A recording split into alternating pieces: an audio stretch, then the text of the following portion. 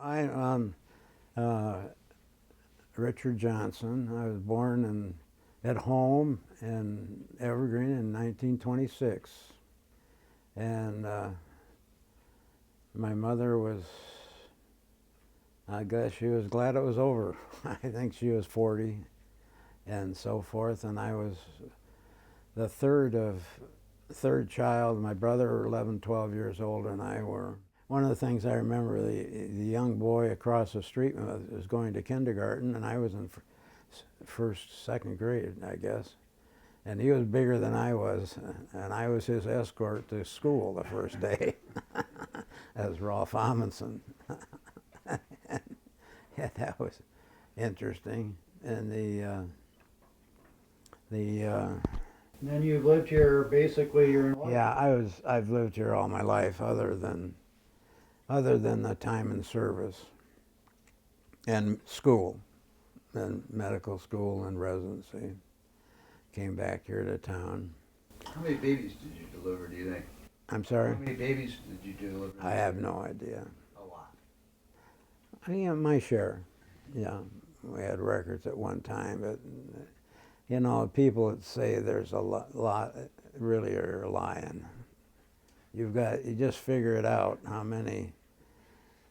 If you delivered 200 babies a year and had a family and, you know, did all the other things, you were busy. Yeah. And so, but we did our share, and plus the surgery involved that, and we hadn't quite did a lot of surgery. And Jeff came and practiced a couple years before I retired. Now he's retired.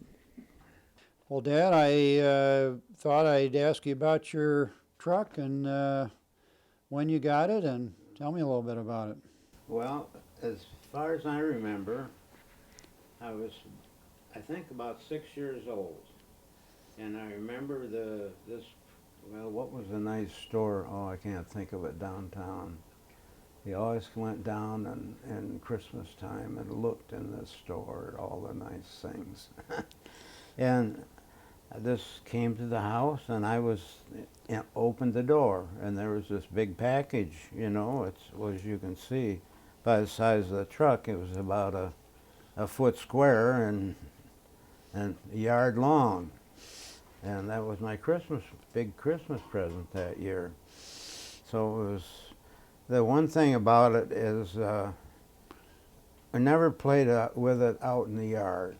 I played with it in the house. We used beans to load it in here and dump it and things like that. But that was it. And you can see on the side that's a sturdy toy, and that, if you look them up, right now it's quite a nice thing to have by age and so forth. I did have things appraised once, and it was worth, you know, maybe $1,500, something like that, at least according to the appraiser. Yeah? So it's something that part of the family memorabilia now. And I don't think my grandkids have played with it much, but I guess my children did. Which was nice when they were at the grandmother's house, yeah, which was nice. Nice, they had something to look forward to play with and so forth. Yeah. What do you remember about Christmas in East Lansing? Was there anything special going on, or what you guys did? No, I don't know. You know, East Lansing was a small town when I was young. It was probably about 5,000 people. Mostly a college town, but we always had a Christmas tree and put things up and that type of thing. But I don't think there's anything special going on. The one thing that I do remember, which, as I was peddling papers in junior high school, we'd go more from where we lived on Evergreen. You'd get up in the morning pretty early, and nothing was moving. Probably some of this was during the wartime or before. And you walk down Abbott Road. You just walk down the center of the road with snow, it's snowing or something like that. And the campus right there where the boulevard is in the opening to the campus. They always has a beautiful pine tree, probably 40 feet high at least, beautifully decorated. And you could walk down the road, see that all the way down. And that was one of my real memories. Neat. Did you do anything when you went to go down to Lansing to see the stores or see the decorations? Well, or yeah, and I remember in grade school we'd go down and look at things, and of course, at that time Naps's would just open, and I can't remember who it was, one of the Hollywood people had a dollhouse. It wasn't quite like Queen Mary's house in London or Oxford, but up in the upstairs in Hudson's, that was open. Everybody went and looked at that. I don't know if that was 1 year or something, but it's something I remember. At that time, my mother didn't drive, and the first couple of years, we'd take the trolley. And then they dispensed with the trolley, and there was buses after that, which, I don't know, good, bad, or indifferent, that's the way it was. what did you and your friends do in the wintertime? Are there places to skate or sled, or what did you guys Well, do? I'm trying to think where we went. When I started in grade school, when we got there, we always had a pond in Valley Court, which was the main one when we were young. We'd have our skates on, and the pump house, which was part of a couple lived there, but I was part of the East Lansing. They worked for the city, and they had a warming house down below, and that was their rink. And then later, I know they had a rink out, which was not built up yet, around Duran Street, up there. And and then when we got to be in high school, they had a nice rink over on the campus, which is where the main parking lot is now, in front of the football field, on the north side of the football field. Every year there was a nice rink there. And so they had I must have had a warming house, otherwise I wouldn't have been there. We'd skate over there. And seemed to be the winters, every winter we had a nice time doing that. We did spend a lot of time doing that. And you guys, now where did you and your friends play when you were growing up? Well, when I was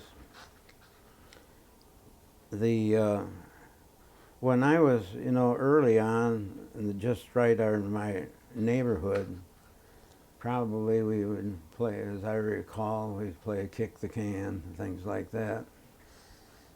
And the neighbors, there was enough kids around the neighborhood to do that. Then later on, we'd go down and play with was the high school and now Hannah, and play whatever you wanted to play, whether it was pick-up baseball or football or tag or just play. I don't know what you did. I remember I learned to ride a bicycle down there. Someone had a bicycle, and we took turns trying to ride it to get started. That was the first time. And the thing that I do remember about it, about 5 o'clock every afternoon, a Ford Trimotor plane flew over. And this was, as we thought, whether it was true or not, I don't know, but it was a mail flight between Detroit and Milwaukee. And that was the time to go home for dinner. So that was it. And later on, as we said, we got extended neighborhood. We lived on Evergreen, and it was Forest and Sunset Lane, down beyond, down to, the street beyond the high school football field, old high school football field, and a little bit of Marshall Street. That was a group of kids we spent time with, mostly doing whatever you would want to do. I don't know what we did. And somehow we had a cave over just the other side of the football field. And it's interesting, that area is all pretty much peat. And you could dig down, right straight down, and the walls didn't collapse. So there's and I don't know, I wasn't involved with building it, but had a tunnel. You could come in a little tunnel to get in it, and it had a roof over it, and a roof small. So there was a little cave down there to do stuff with. And I know going over, Phil Gregg, who lived on Forest, right at the same place with I, had a early little movie thing. So we had little cartoons that he played in his movie set. And I know Phil spent a lot of time with his BB gun, trying to knock out the lights down the street below. And he was pretty good shot. And Phil later built a sailboat in his garage. So he was really quite interpretive. Did a lot of work like that. It was a beautiful thing. I don't know how, it wasn't a big one. It was maybe 10 feet or something like that, but it was in their garage, and he was working. He did it all himself. This turned out to be nice. Did you get over on campus much, or? Well, it wasn't, when you got into junior high and so forth, I had a bicycle. I was peddling papers and so forth, and you go over right on campus. Of course, where the dorms are now, on the east end, was all the college horticulture. There was the orchards for the campus, or the college orchards were there, and that was good stuff. And we used to play around in that area, just the other side of west of Bogue Street.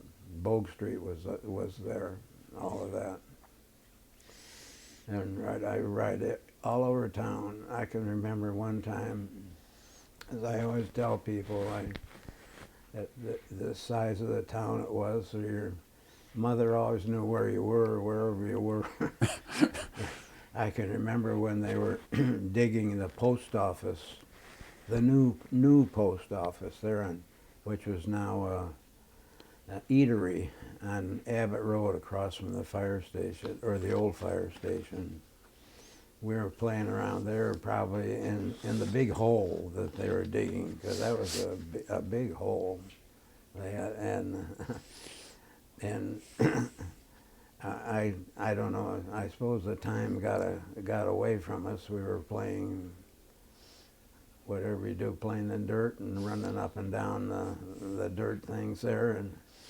And when I got home, my mother knew where I'd been. Someone had called her that lived in the neighborhood. I can remember that. Did you go to the football games and those kind of things? Yeah, we did. My brother was one of my experiences that other people didn't have. My brother was the senior football manager, and he was about 10 or 11 years older than I was. And they used to, at that time, the football stadium wasn't anything like it was now. It was pretty much open. They had a little team cabin or whatever. It wasn't a cabin, but it was a very small area at the end at the end of the stadium where the teams could go at the halftime and so forth. The teams dressed in the old gym on campus and went over like that, all dressed. And so one day, one of the games, I can remember, it was a Marquette game. Marquette was a big opponent in those days. I went in on the floor under a rug, carrying equipment into the stadium, and so I was in the stadium, and I sat there down with the team, and I think probably Charlie Bachman knew who I was anyway, because his kids were friends, you know, at that time. But all I can remember about that is when those guys would come in from the field for substitutions and saying how big they were. Ooh, man. Yeah, I wasn't very old, you know, at that time. I was still, my brother was, as he said, 11, 12 years older than I was. Yeah, you were probably 12, 13 or something like that. I wasn't that old. Yeah. No, I wasn't that old. I was much younger, more like 9 or 10. Did you go to Jenison and watch the basketball games too? Well, Jenison, when they built Jenison, the first basketball game I went to, I talked my dad into taking me over. It was at Dem Hall, when they were still playing at Dem Hall. And it's the only time I remember. My friend Bill Atchison went to a lot of them because his dad was a sergeant, you know, in the ROTC there, and they would go over and they had their own entrance in the back door to get into the games. So he went to a lot of them. I can remember that. It was the days of the center jump in basketball. In high school, we'd go to the over in Breslin. I don't know how much it cost to get in then, if it was more than a quarter or what, but we sat up and went up in the balcony, sat way up in the top row, and there was a nice area behind there where you could put your coats and everywhere. So one of the more memorable games was when the Michigan State's team had gone to New York and played Long Island and beat them probably 23-20 or something like that, a real high-scoring affair. And Long Island came back to Michigan State, and Claire B. was the coach. She was quite well known in those days. And they had some good players, and I don't know what the score was or what happened, but it was similar kind of score. And Claire B. came out, and I don't know if he threw up money or not, or whether he just threw up a lot of stuff he had, but you know, he just threw it all up in the air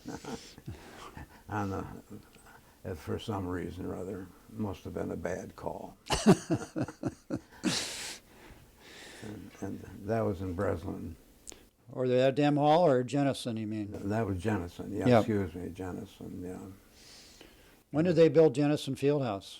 Well, you know, I've heard it, someone has talked about it the other day, was 39 or something like that. I'm not sure. And so it was when they were just getting in high school, or in junior high school. And we used to go over to most of the games. Just go over and pay and get in. Mm-hmm. Now, you played basketball and sports in high school. I did. We used to play a Those days he played whatever was in season. So I didn't go out for football until I was a junior. I didn't see the guys that were my age were still freshmen. You know, they were still very small, hadn't grown much, and they just didn't do anything anyway. They just were out there. They never got into any kind of contact stuff, and I was peddling papers, and at that time. And as a junior, I went out. Junior, my big event, and as a senior, I know I went to we were playing Battle Creek Lakeview, and and we had really, it was amount to 2 teams that, you know, that would go in, like, and I went to the coach and I said, you know, those guys aren't doing very good. Why don't you put us in? So he did. and we did as good as the other group did. It was a low, very, I think, and somewhere along in the second half we were playing, and I blocked the kick, which ended up being the winning score. I've had fun with that, talking about with the guys from Battle Creek ever since. I mean, in my age now. Yep. A couple of guys up at Crystal Downs, or from there. So that was, I didn't play much. I think the only guy we had in high school that when I was playing, that played in college, was Jack McCullough, and he was playing, his dad had a big dealership in town at that time, and later in Detroit had a big leasing thing. But Jack played at Western in the service. He was in the service at Western College, you know, just like all of us, many people were. He college and high school, we did a little politicking. I ended up being class president, senior class president, and my campaign for my friend who ended up being president of the student council, and he campaigned for me. And he was a bright guy. He ended up going to Annapolis. And unfortunately, he died many, many years ago, but he was a very bright guy, and ended up being very, very, very early in the space things. I know. I guess I don't think he spent much time at sea. He said, my only sea duty is when I ran a destroyer aground. Whether he did or not, I don't know, but he told me that. He would go to China by himself, and they were up with these satellite situations early on in those days. You told me one time about walking out to Hazlitt Road and... Oh, yeah, there was someone that built a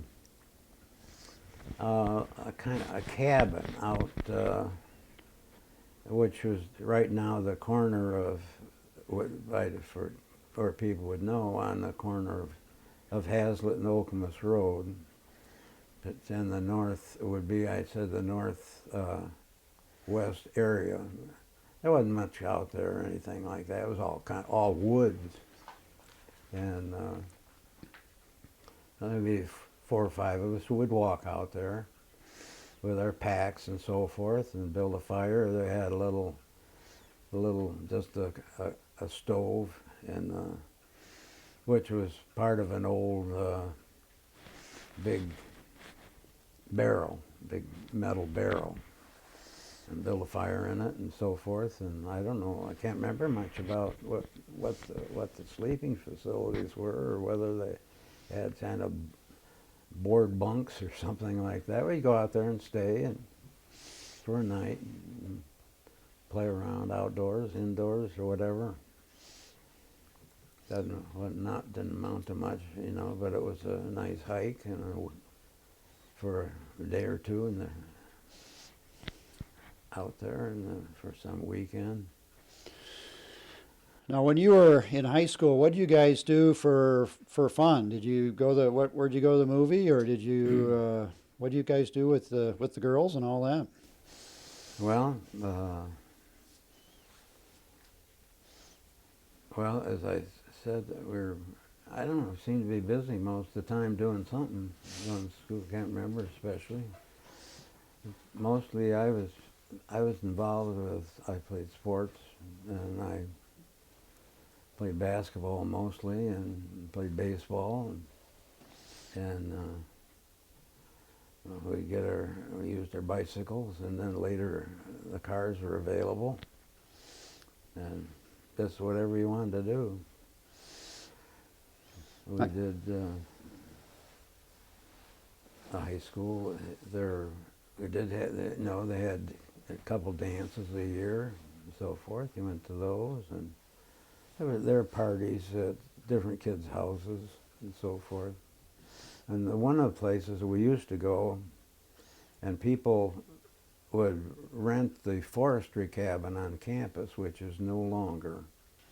But that was a very nice place. And of course, my brother-in-law had made the plaque, which was over the big fireplace. It was like this, of the former early person in the forestry school.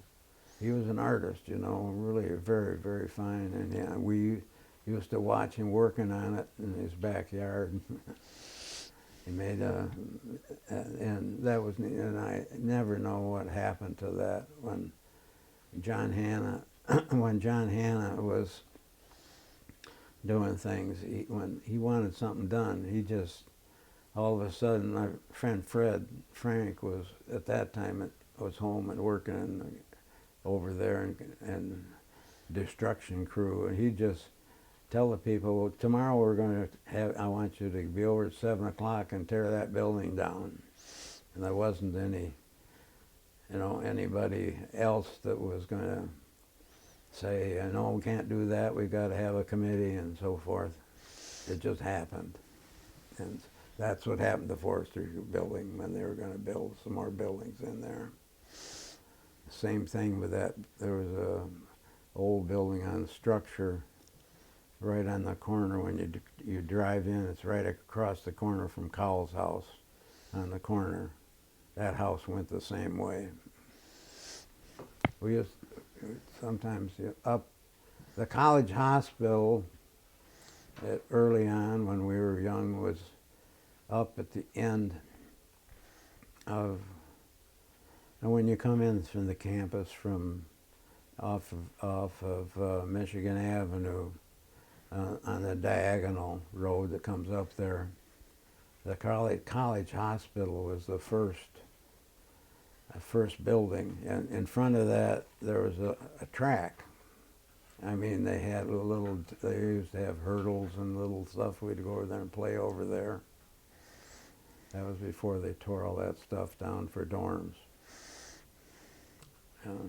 Tell me about the horse path going into Dem Hall. Oh, well, there's, of course, the ROTC when we were young, and it was pretty well gone when I was in college, but the people I knew 2 or 3 years older, a lot of them got in the cavalry, and they would, over where the cavalry barns were over where Ice Arena is now. And you can still, when you go across in the back side of Dem Hall, you can still see the path where the horses, when they take the horses back and forth between Dem Hall and which was all tan bark at that time, and they played polo there. And they used to play Culver and polo. And they'd come up there. I don't think there was any. I don't know how many other schools had horses and did that. But they played polo, and some of the guys I know were 4 or 5 years older, and got in there and got a chance to ride horses. They wanted to do that. And faculty people used to ride the horses, so forth. Along with down there at the Field Artillery in Lansing, some of my grade school people used to go down there and ride the horses. Never was anything I wanted to do. I had no desire to ride a horse. Yeah. Well, we got to hear about your bike trip to New York. Okay, well, I can't, it must have been about, this was before the war, probably about a sophomore in high school. My friend Bill Atchison and I don't know, I must have talked to him about it somehow. And the parents were agreeable, so we started out. You were going to Cherry Valley, right? Yes, we're going to, my folks grew up in a small town and just south of the Mohawk River, and about the same distance from Cooperstown, which people have heard of. And so my folks went there in the summer, and I had relatives in the farm. My dad grew up on the farm, and his brother was still running it on the farm. And so they allowed us to do that. I'm not sure why or how, but I don't ever remember any real arguments about it at all. But we took off from East Lansing. We went over to Fowlerville, because we knew quite a bit of people from Fowlerville I don't know how, but we played baseball there, went to Howell and stayed in a tourist home at night, everything was tourist homes in those days. And then we rode our bikes to Detroit, got on the boat, Greater Detroit. I guess it was the Western States. Those were the two boats that went back and forth between Detroit and Buffalo.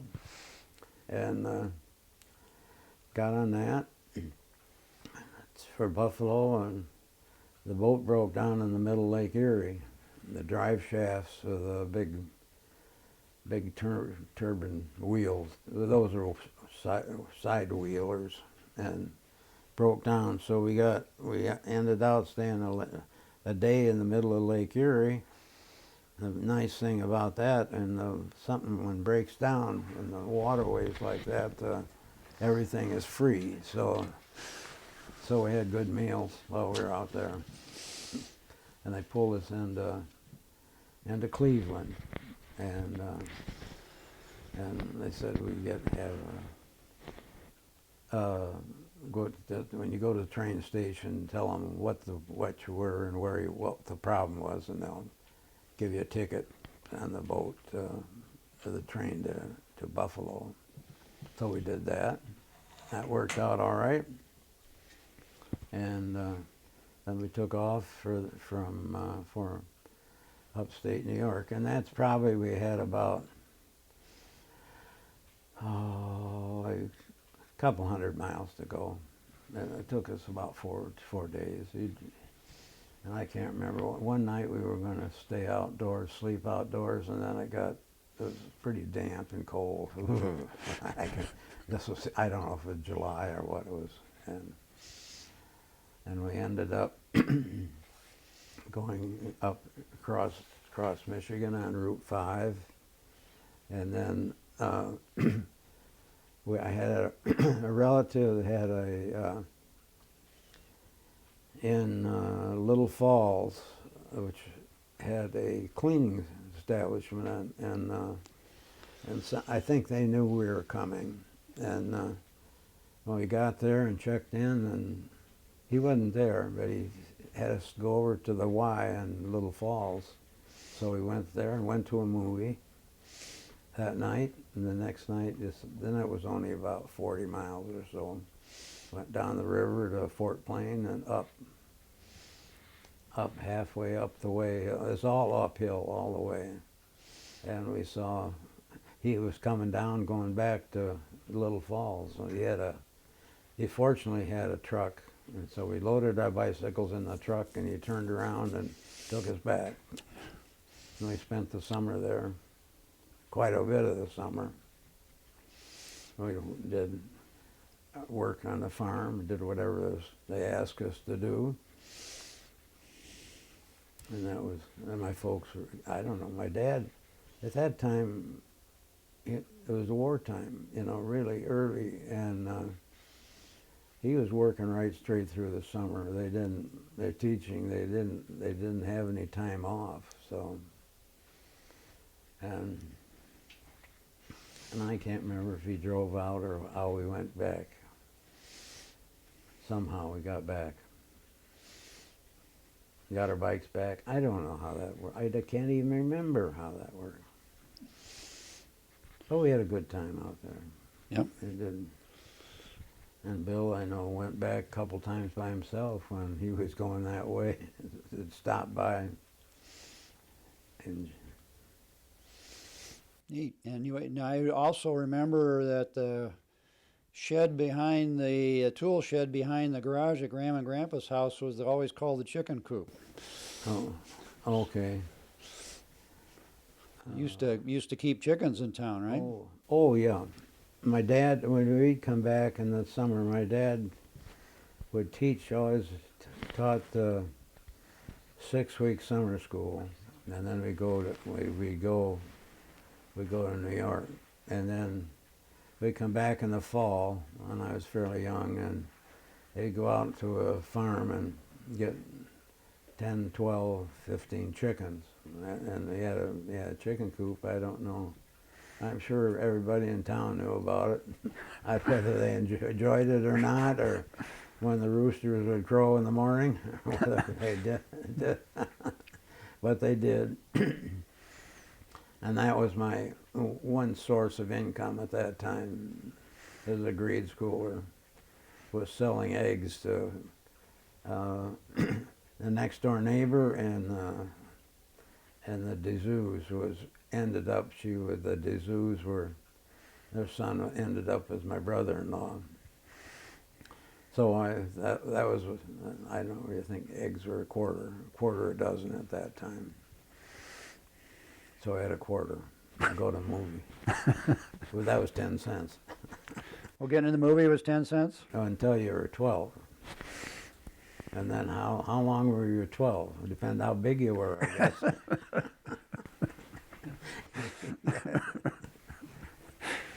Those were pretty early days. After I got a bicycle, you know, you were all over town, any place. And roller skates before that. Now, was the State Theater in town when you were a kid? Yeah, we go to the State Theater. Now, you were involved in high school politics, you said. Was there a lot of stuff going on during the war with getting papers and all that kind of stuff? Oh, yes. Oh, yeah, we used to, every fall, there'd be I guess you'd call it a trash day, but it was. We'd collect papers and things from all over the town, and they get the trucks from the ROTC over in the campus. It would go up and down the streets, and it was pretty well advertised, so people would put their newspapers out, and they'd collect the newspapers, and we'd fill up a big, you know, semi-tight truck with papers, that stuff, recycle type stuff. And that was money for the budgetary money, really. I think really the money we got for that. That was a big deal. Now, you went away to the service and then came home. You were a year at Michigan State during the war. I started the class. A lot of my friends in the classes are 2 years ahead of mine. We're all in the service. The only time you weren't in the service was if you were somehow 4F, and there weren't many 4Fs guys that I knew at that time. Yeah, and some of them I knew well through Boy Scouts, and some of them just the neighborhood and so forth. And quite a few of them didn't come home. And a year ahead of me was the year that they pushed people through real quick to get them over to by Bastogne and so forth. And they were sent over there with no equipment, no uniforms, summer uniforms, and deathly cold. And a couple of them didn't come home in the class ahead of mine, but everybody in my class came home. And I was young for my class.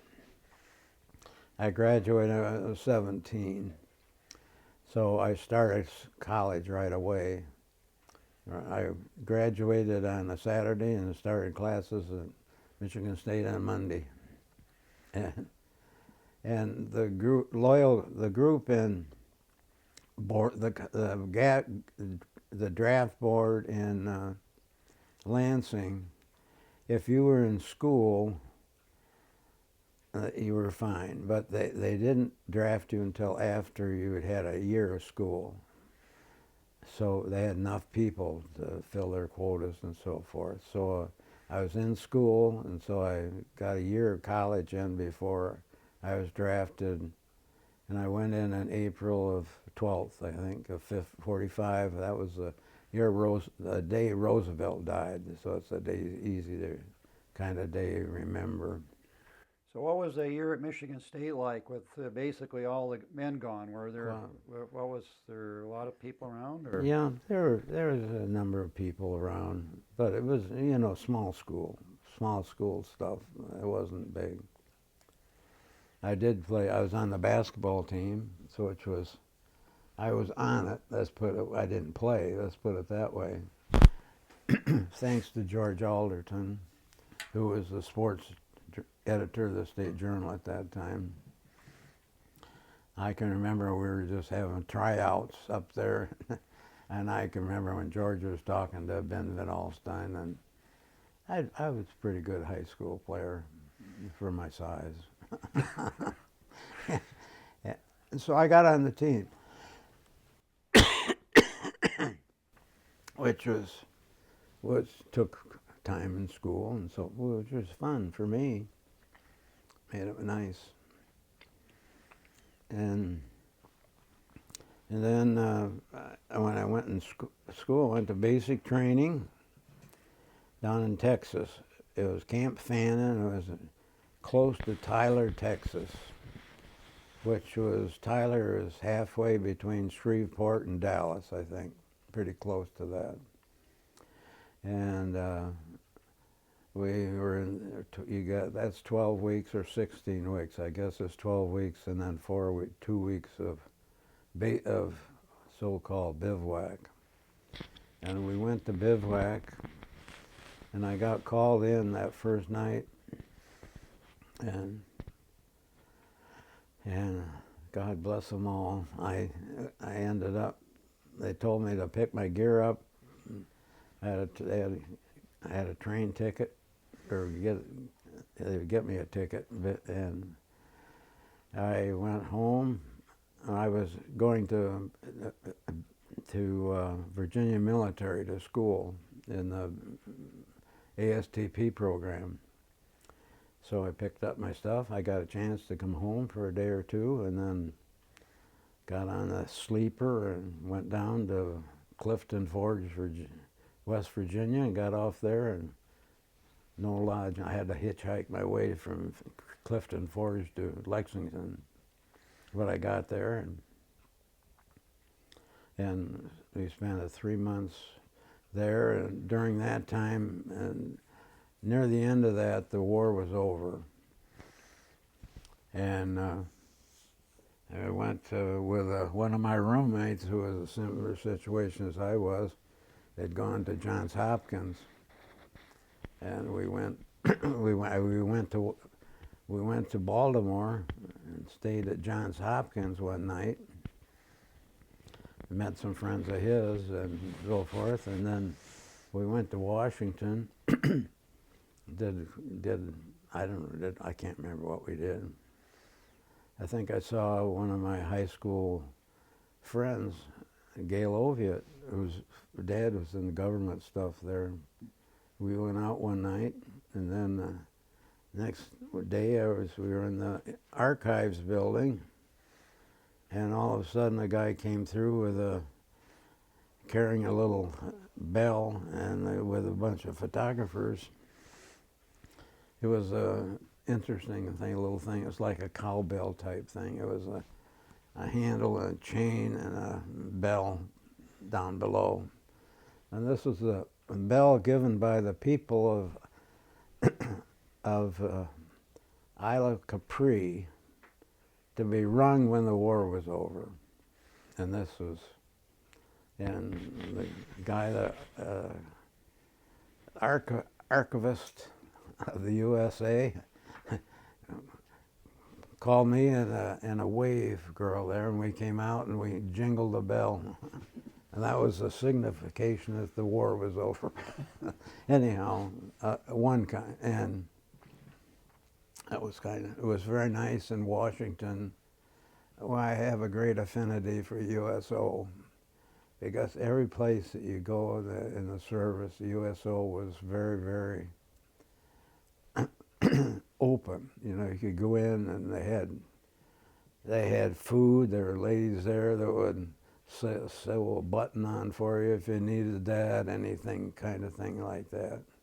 And I remember we were in the USO in Washington, and they had one in Tyler, Texas that I used to go to when you had, you know. And so that was nice. When the war was over right then, the program was down, and a group of us, I don't know how many, where people, some people went overseas, some went not. About 40 of us went to Camp Campbell. And if you could, I don't know, I was just lucky. I couldn't type well, but I could type a little. So I ended up in a division chaplain's office, and I was there for the rest of the war. And the biggest job I had was typing a monthly report in eight duplicate copies with carbons. And that was hard to get through, get it all done without mistakes and so forth. But you know, you drive the chaplains around wherever they wanted to go. And I played baseball down there too. I did that, quite a bit of that. And they had a nice gym there, and we could spend time there. If you wanted to call home, of course, you go over and put your name in, and maybe 2 hours later you get a little notice or something that your time was available, so you could call home. That's about the way it was. It wasn't like today, where you can call any place in the world without any trouble at all on your cell phone, which everybody does. Yeah. But Then then you were discharged in New York. I was discharged. We came home with two of my buddies, and when the time was, and we drove to East Lansing. We hitchhiked to East Lansing, or maybe took the train. I don't know. And drove my mother to Cherry Valley, and we drove down to Fort. What is it? Not Dix. Not Fort Dix. Just south of in New Jersey.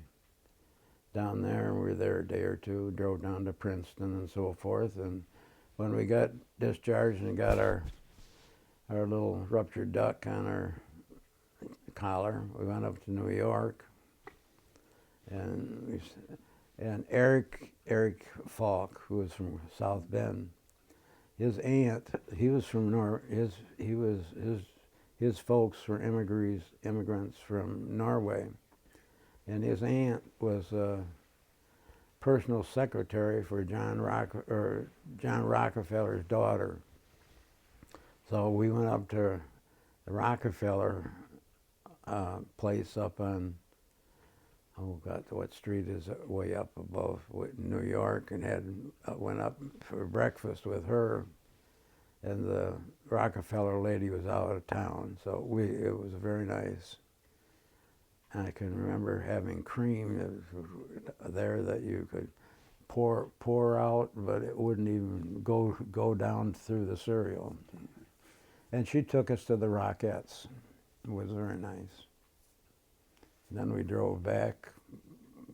I can't remember. I went back up to Cherry Valley and with Eric, I know, probably, and picked up my mother, and we went back to East Lansing. And then after that, you know, Fred Frank, who was 2 doors down, who was one of my friends growing up, his dad was in bridge construction, so they were building a bridge over near Port Huron on the Marine City Highway. So I started doing that very quickly, and I did that until fall was over, I know. Best job I had there got cold in November, and I had hip boots on. I was under the bridge and in the water, you know, water up above your knees, knocking forms down under the bridge. Oh, that was warm down there. Everybody else was up above, cold. Mostly what I did there was make cement and wheel it down to the bridge where people dispensed it wherever they wanted it to go. Then you were back at Michigan State. Then I went back to Michigan State. Must have been completely different than before. Yeah, Michigan State at that time, the men were staying on cots on the gym floor at Jennison, and also on the gym floor at the dorm at the field house. Come on. Dem Hall? Dem Hall. Yeah, staying there that first term. And then I don't know if they did the second term or not, but it's amazing. They were staying all over the area. You know, you had about 4 years of people coming back to school that had been discharged. Some of them I know one of the guys that was, when I was in got later on in medical school, he had been a major in the Marines. We had 2 kids, you know. He's just a year or 2 ahead of me in medical school. You know, it's a real thing, real conglomeration of people thrown together. And I know my medical school class was, I think, at least 90% of them were all been in the service. Some like me, some a little longer, but there's a few who weren't, and they got in the medical corps. You remember what that was? When you sign up for Like the Berry Plan or something? Berry Plan. They got in the Berry Plan, most of them.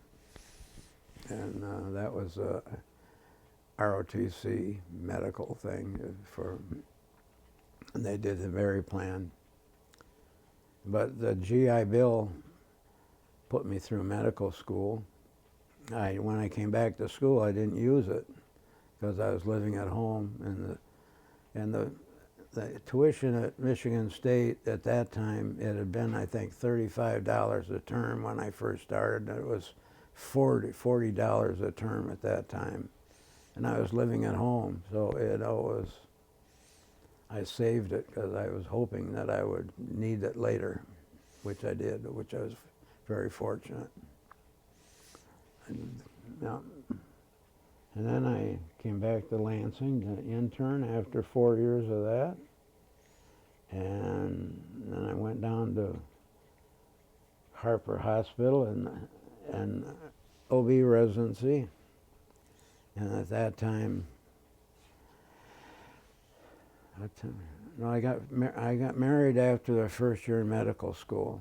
Sue was teaching school in Ann Arbor, and we were saving money because I was getting money on the GI Bill, and the school didn't cost anything. I think the tuition at medical school at that time was $200 a semester. And think of what it is today. Any school for any level, yeah.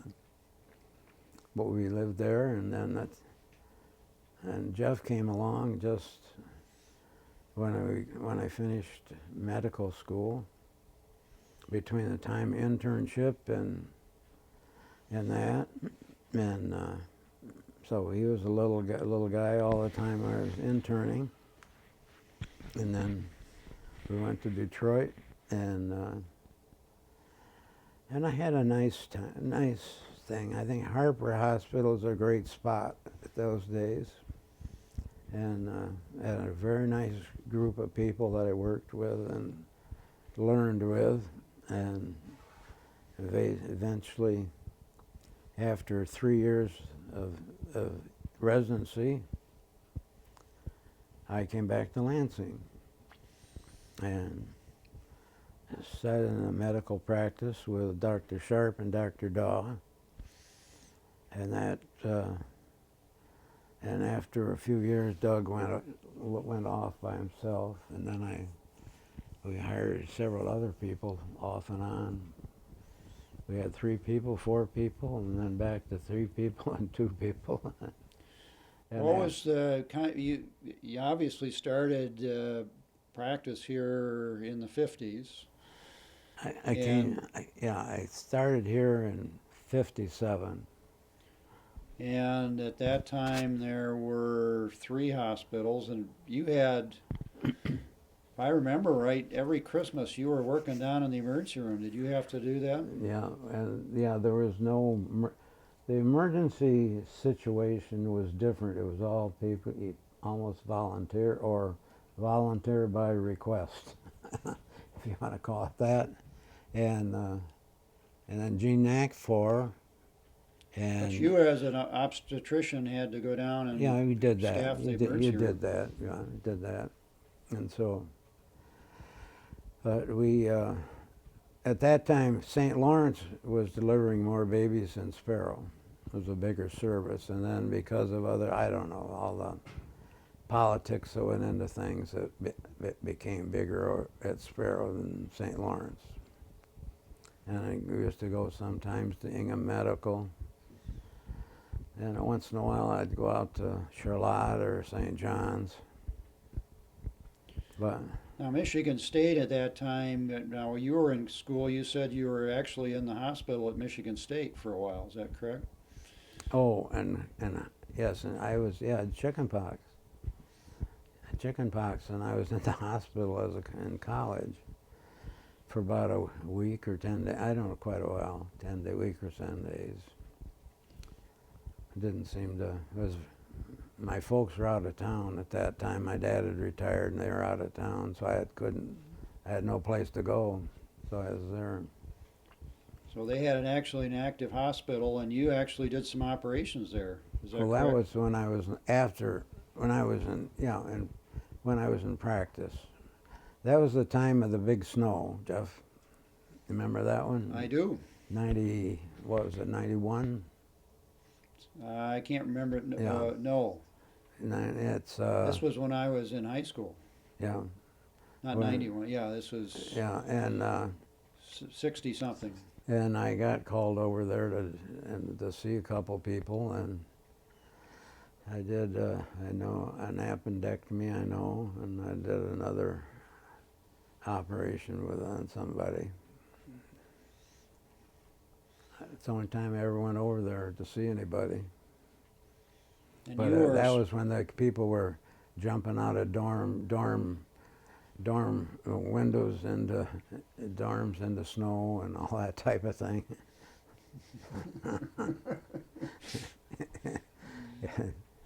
But that was, fortunately, it was, very, very hard to get anybody for anesthesia. It was, at that time, it was before we had real anesthesia groups and so forth.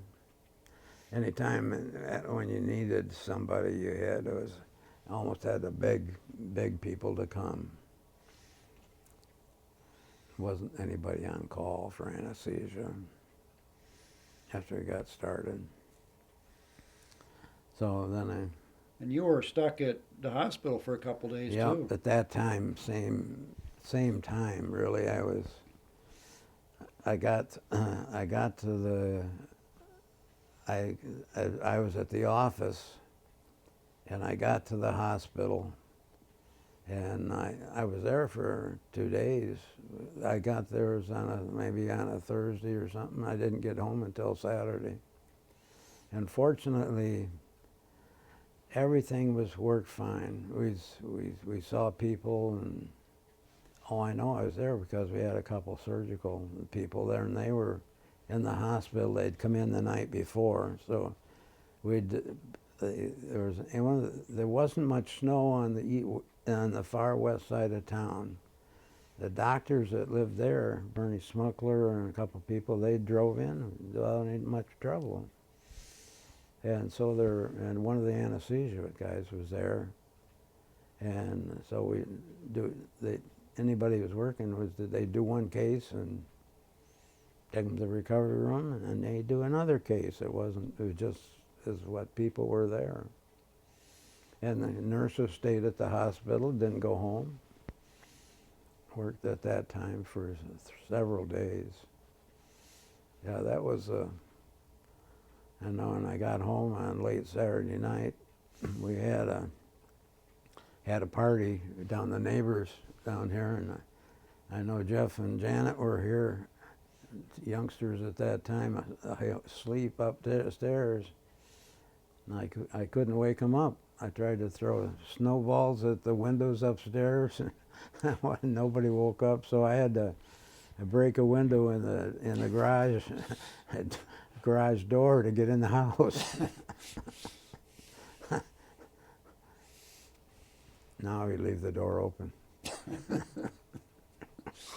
So We figured out how to get the glass out and put it back without breaking yeah, it. after that I've done it a couple times since over the years. Yeah. But that was I don't know. Now, Grandma was involved in a lot of people's church, wasn't she? Yes, my mother was a great lady, and she was one of the founders of the East Lansing Library. If you go in the East Lansing Library, you'll see there's a plaque. I think there's 4 names on it, and it's my mother's one of them. Those are all people I knew. And at People's Church, she ran the meals department down there. For years, 4-H club would come in the summer, and they'd have many people there, and there wasn't any real good spot on the campus, so they stayed in the dorms, and then they'd come over and get all their meals at People's Church. So there was 400, 500, 600 people who would come for a week for 5 days, and Mother did that. And I know she said she would do it until they got the organ paid for at the church. I assume they got it paid for. I don't know. I wasn't involved with that. She also did subscriptions when they'd have some kind of a day. She wrote subscriptions for similar things coming out in the mail. You can get things, but a lot of magazines. She did that. They used to serve meals during the school year over there, too, Yes, didn't they did, for different things. When the Farmers Week would come around, I know people would come to the house, and there would be the sheep breeders, or that type of those organizations. They would want a meal, so she'd do that. Got most of the stuff from Home Dairy in Lansing. So those are people we knew pretty well. Didn't they serve lunch over there too for the people on campus, or that's incorrect? No, Okay. no, it's all nothing that was. It's all arranged catering Yeah. stuff. Okay. And, you know, they did it for other organizations, high school groups, other groups like that, and so forth. Because they didn't, you know, East Lansing didn't have any place for things. I know our football banquets were down there, things like that.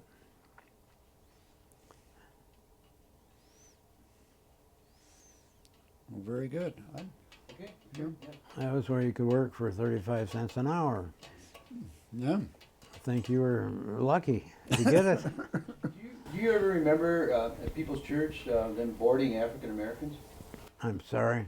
People's Church, we've heard a story that during the 50s and 60s they'd board African Americans who couldn't live on campus. At People's I- Church. You know, at that time, I was back here, I don't know anything about that. We went to All Saints Episcopal Church, and I don't remember anything that was going on down there at that time. I know the night of the big snowstorm, I took my roommate in to have stitches because he got hurt.